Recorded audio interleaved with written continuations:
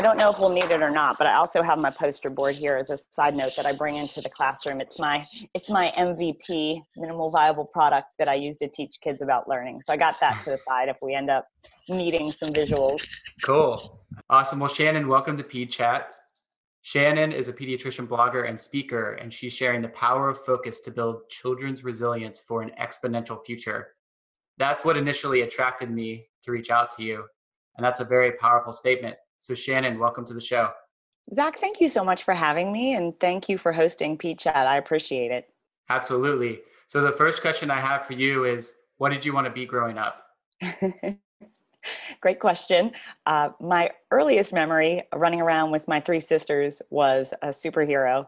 So all of us dressing up and pretending to be superheroes. So that's where I started. And then starting about 7th grade was when I knew I wanted to help people.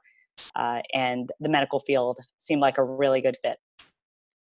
Awesome. What got you into pediatrics then? Pediatrics was that was like kind of a last minute choice. I originally wanted to be a surgeon, and I still really enjoy cutting and do suturing in my office. But being a surgeon and a mom, because I knew I wanted to be a mom early on, was a difficult fit. So someone reached out to me in the pediatrics department at Marshall University and said, "We want you, come on." So that's how I got into pediatrics, and I'm glad to be there. And where are you now? I work for a great company named Valley Health Systems in Huntington, West Virginia. They are a really large facility that caters to the underserved and really have a good mission of getting a bunch of different services out to people: psychiatry, OBGYN, family practice, pediatrics, to really help the population in this area. What is it like being a pediatrician at a community health center in, as you called it, the epicenter of America's modern opioid epidemic? That saying came straight from a Netflix documentary on our area called Heroin, ending with an E, because it was, have you seen the documentary? I have not. It was about 3 women who are really helping during this time of an opioid crisis. So I think we have 10 times the national average of drug overdoses in our area.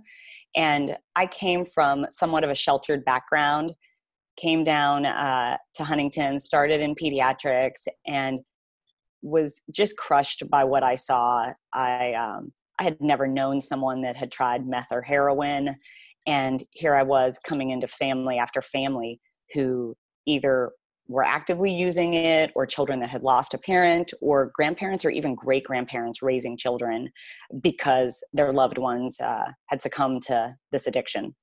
What can you attribute to the prevalence of opioid issues and problems as it relates to addiction in your area? I think it's multifactorial, and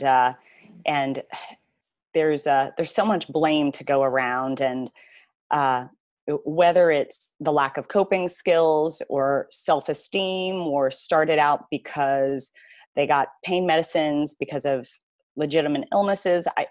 I'm not totally sure. I tend to be the person that focuses on how to solve it rather than the causes.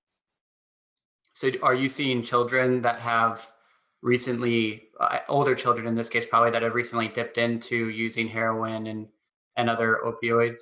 Absolutely. And so when that child comes into your office and they've recently developed an opioid addiction or a drug addiction in general, how do you start that treatment process? So we do screenings at a lot of our visits to find out if they have thought about it. And also we do depression screens so that we know how these kids are feeling, to figure out who's at risk beforehand. And we have therapists in our office. So if I feel like, wow, this kid is at risk, let's get somebody in here. So that's the first step. So proper screening, and the idea is it's almost preventive, right? That's the hope. Hopefully catch it beforehand. They've thought about using it. They've seen friends use it. Absolutely. Yeah, I like that mindset. I think it's more parents. It's a lot of kids will come in and tell me they've seen their parents use these drugs. And I remember just being shocked at first. Like I couldn't imagine that they'd seen needles around, but sadly it's very commonplace. Wow. So you mentioned that this was the most powerful thing that struck me during our conversation last week. You said that the power an individual focusing on just three aspects of our lives, Mm-hmm. and in particular, these three aspects we have the power to control. One is thoughts, one is beliefs, and one is actions. That struck a chord with me. It's almost simplifying life into these three things that actually make up all of our decision making and actions, right? And actions is the last word in that phrase. What tell me about how when you talk to children, you use this analogy of a game controller. Yes. Yeah, tell the community about this because this is really ingenious. Well, I'm trying, and that's the whole goal. Is I feel like these answers are out there about how to take control of our lives, and some of it's in Silicon Valley, others a lot of self-help, and I'm just trying to relate it to kids any way I can. So when I'm talking to these kids, I come in and I say, what do you love to do? And a lot of them say they love to game. So I actually bring a remote into a lot of my talks and say, there's only 3 buttons on here. So if you're sitting there saying you want to change this other person, there just doesn't happen to be a button. The same way with your game. If you want to move a character that's not yours in a game, you don't have that button. And a lot of times you might have influence if you run at them, just like in real life, you might have influence through your words, but that's not one of your buttons. You can only control your thoughts, actions, beliefs. And when you use all of your focus to go at your goals through those 3 things, that's when you really can make a change in your life. You brought up something interesting. You mentioned Silicon Valley, but in my mind, what you preach to children is kind of what we usually preach to adults. Like it's what we practice and work on. And Yes. my question to the world is, yeah, why don't we start teaching this to kids? Yeah. In particular, one thing that we talked about during our earlier conversation was the power of making mistakes to learn faster and grow faster, right? Can you Absolutely. expound on that? Yes. So my husband's fintech, so finance in the technological sector, and he's really introduced me to this idea. He's like, these guys fail fast, and part of our one of our big hobbies is we read Audible or listen to Audible books, and whether it's on Google or whether it's on Peter Diamandis or Steve Jobs, and they all have the same theme: is fail fast and fail forward. And growing up, I thought an A was good and an F was bad. So most of my life, I did whatever I could to avoid failure, avoid being embarrassed. And when these kids are sitting on the table talking to me, they tell me they're dumb, they're stupid. This is almost every single day. And I knew I had to look for answers. And I really think the answers are in Silicon Valley, the way that they just iterate and get better with every failure. And I get so pumped up to tell these kids about why Google, why Facebook are just killing it. And I explain that failure is awesome. And they all kind of look at me quizzically at first. And I go into how I've changed my attitude towards my kids. When they come home and they've missed a bunch on a test or even a couple, I get really fired up. And at first I would be like, awesome, check out this failure. And my one daughter was kind of angry. She was like, stop it, Mom, call it something else. And I was like, oops, sorry about that. I was like, what do you want me to call it? And she said, call it unicorns. So now when they come in with, whatever grade, I'm like, yes, let's see those unicorns. And we go after it, because that's where it's at. And right now the school system says, okay, you got to see that's enough. Keep going forward. Wow, we just missed the money. The money is in those ones you missed that you get to sit down and go over and go over. There should be nothing shameful. I show a picture of Google's wall that has fail often, and I believe it's fail fast, fail often. And I'm like, Google's telling you this. I can't imagine paying $250,000 for my kids to get an education when right now they could get online or go do some internships and just fail fast. So like, one of the things I tell some of my patients is right now MIT offers all their classes free online. Yeah, you don't get the degree, but if I was a CEO somewhere and somebody walked in and said, hi, I graduated from MIT. Here's my degree. And somebody else walked in and said, I did not graduate from MIT. Here's all my coursework. I completed it all and I paid nothing. I'm going to be like, wait a second. You just got all the same education for nothing. And that guy paid $250,000. I think I'm going to go with you. Yeah, you can find answers to literally everything on Google. Yeah. And the other 5% that you can't find, you can learn. I mean, if you have the foundational knowledge, you can figure it out. Absolutely. It's learning that scientific process of how to fail faster, how to assess, hypothesize, and just turn around and do it again and work in groups. And so that's what I would like to see a lot more in school: how to collaborate with people, how to tap into their programming, and how to help ourselves and others to learn better, learn faster, and get rid of the shame and the embarrassment that tend to hold most of us back.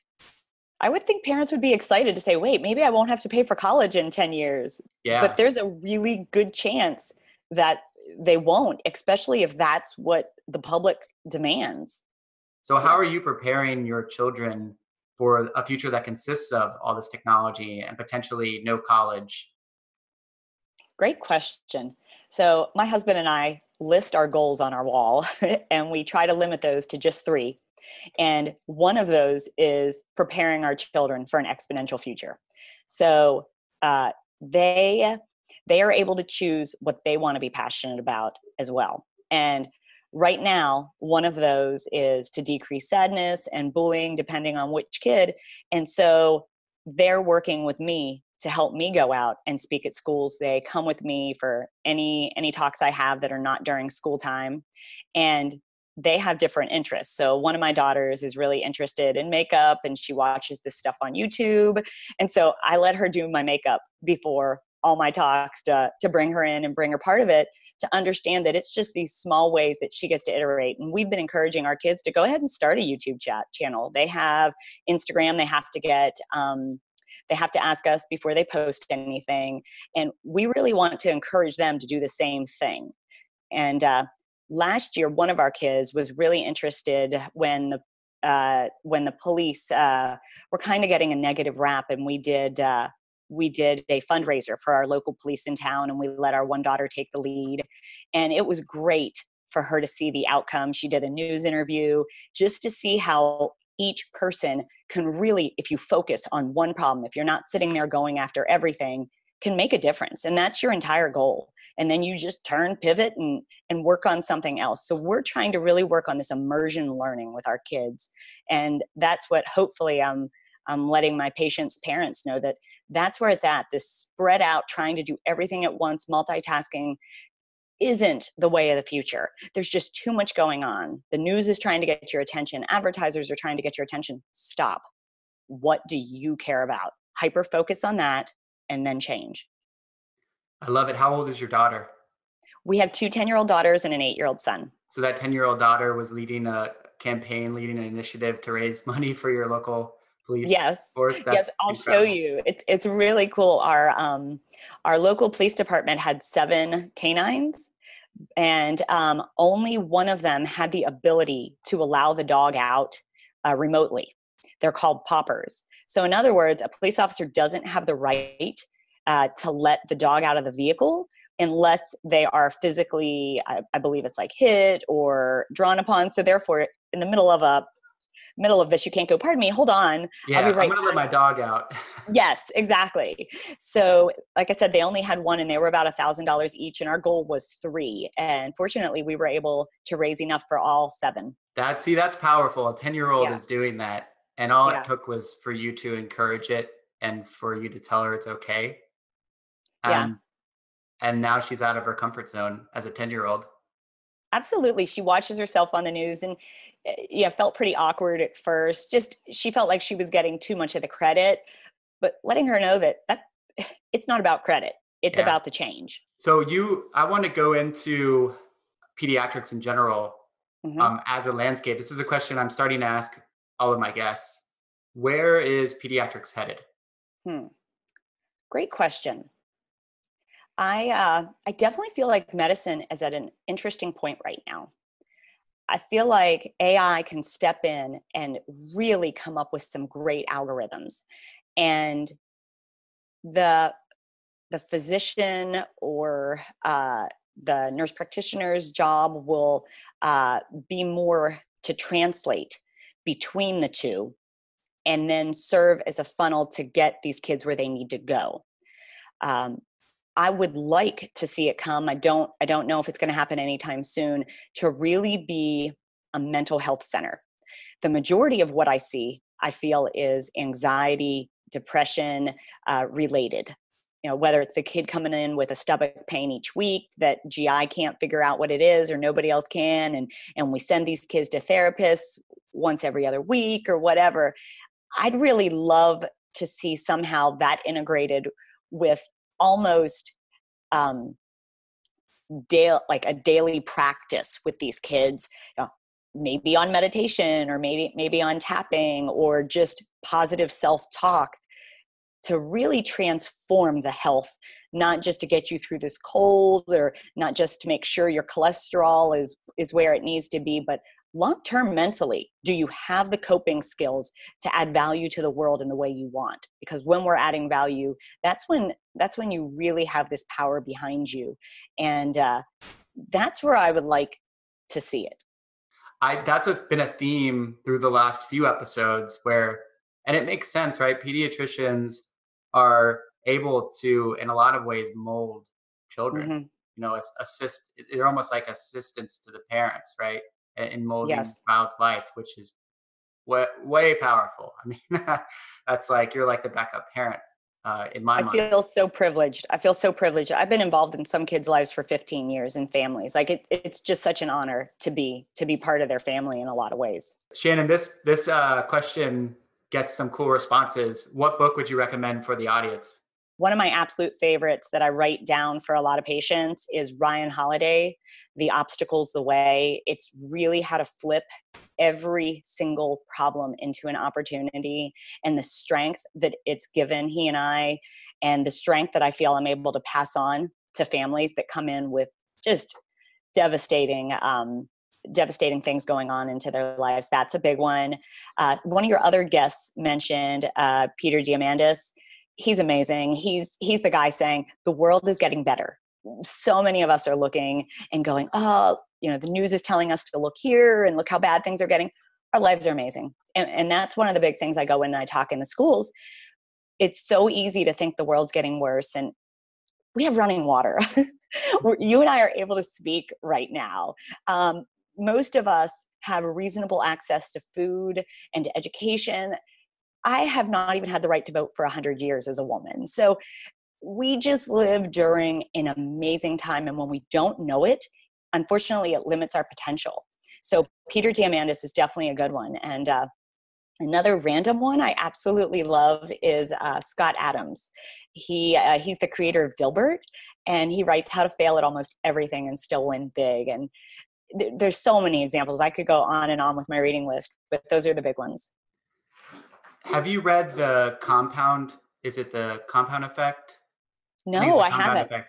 He talks about how news in particular is really bringing us down, and that simply replacing 30 minutes of that time that you usually listen to the news on your way to work, for example, and replacing that with a podcast that's inspirational in nature, maybe like this, something like this, right? You can listen to this just with audio if you wanted to. That has compound effects over time, meaning that you might not notice a change from month to month, but if you put 18 months on that 30 minutes of time, your life will be transformed exponentially. No doubt. That's a great idea. What are your thoughts on making small changes over time? That's the only way. There is no other way. I used to think humans' brains were programmed similar to a computer where you type in code and hit enter, or like a light switch turns on and off. And it's just not true. We only program through small changes going up an exponential curve. And next to me is one of my visuals. I'll show you. Yeah, please do. as Silicon Valley says, you want your MVP, which is your minimal viable product. This is my minimal viable product that one of my daughters is in artwork. So I let her do all my artwork, and I think she did a great job. But I show that learning over time, and it's all an exponential. Each one of these blocks is just those small changes. And we tend to look at people in society that are up here, like say Beyonce, who are up here not realizing these incremental changes she had to get there. And even Beyonce up here, I've read that after her concert, she reviews the videos, take notes, sends them out to her team, which is how she takes it up to the next one. And just like an exponential curve, there is no ceiling. It can just keep going up as you continue to go through. It's a combination of like doing small things, doing a little bit over time, and creating better habits. And I love the Beyonce analogy, but you're right. Anybody at the up there is still getting a little bit better, but it does have this exponential curve where Yes. it's like 3 years of time. It's not overnight, right? It's 3 years of Correct. little wins, and actually probably a million losses with a few wins sprinkled in, and you start to get this exponential curve. Yeah, I was going to show you the second page. I break the box down. So each one starts with a failure, and then asking yourself if you want to do it. And inside those is each problem to be able to move on. And there's failures, you fail all over it. So what you're saying is exactly the algorithm that we're seeing is teaching these kids the algorithm to failure.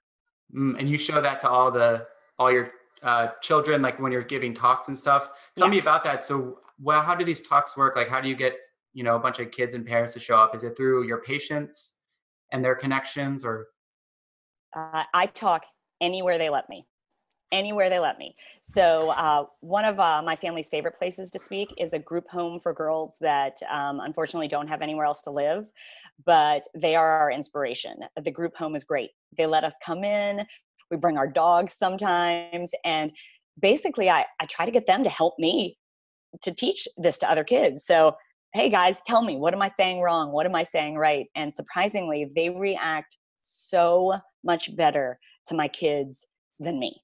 So I can get up there and say it, and it's like, whatever. And then my daughters get up there, and they're more than happy to let my daughters try to speak for them, and they get up and they talk.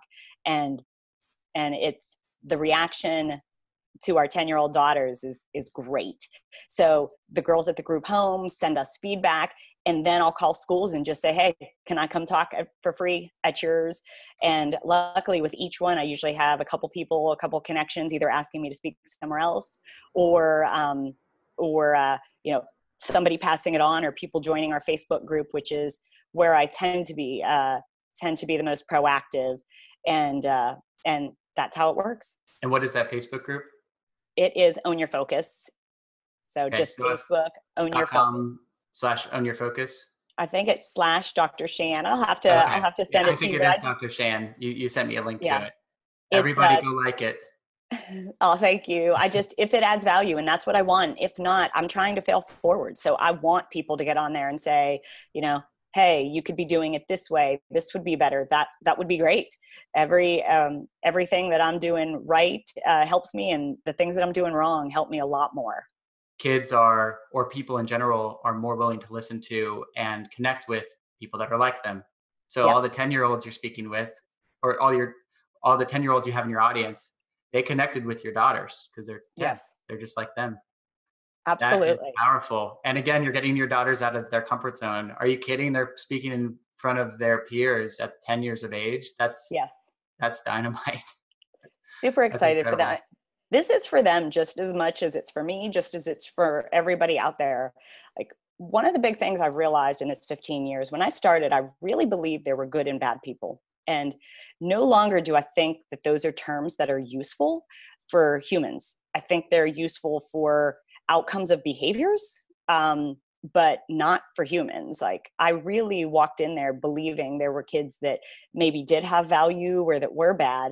And what I have absolutely learned in 15 years is I've never met a bad kid. I've never met a kid without potential. And it's real easy sometimes to write these kids off when they come in the office, punching a wall, cursing. And there were times I wanted to, and I think it's just my personality. I'm that person that has to get the dog from the dog pound. I would never get a full breed. I'm always rooting for the underdog. But those are the kids that I found it hard to leave the room.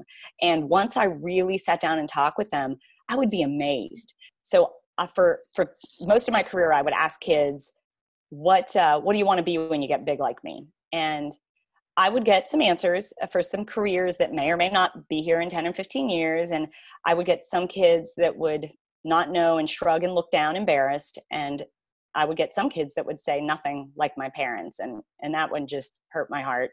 And so I wrote that on my blog about a year ago. And one of the followers just crushed it. She said, change the question. She said, ask these kids what problem in the world they would solve. And she was great. So I did. And the difference, not just with them, with their parents, they would light up. Every one of them had something they would solve, and they were just great, whether it was stop hatred, homelessness, bullying, cruelty to animals, the environment, wars. These kids would become really passionate. So my next question was, what do you love to do? And what excites you? If you were stuck doing something for the next 3 weeks, what would you do? And same thing. And they would come up with all kinds of things. And I want to hear what they're excited about, because why learn if you're not excited? So the big thing I'm doing with these kids is the same thing I did with my daughter and HPD Canines, the fundraiser. It is that I'm trying to help them put together what they love to do with what they want to solve in the world. So, for example, I have one boy, when I asked him what he would do for the next 3 weeks, he said sleep. and actually he has rheumatoid arthritis pretty badly. So it is a problem for him. I think he said it a little sarcastic, but he would like to be able to sleep better. And then when I asked him what problem he would solve, he wasn't so quick to answer. And I told him to think about it during the appointment. And during the end, he said, homelessness.